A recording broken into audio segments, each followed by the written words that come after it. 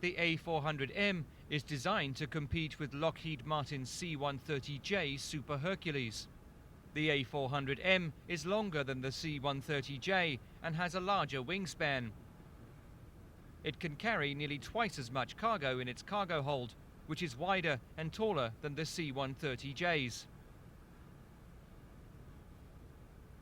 The A400M can carry one Chinook helicopter or two light armoured vehicles, for example, while the C-130J can only carry a smaller Blackhawk or two Humvees. Airbus's new airlifter also has a significantly longer range when carrying the same payload as the C-130J.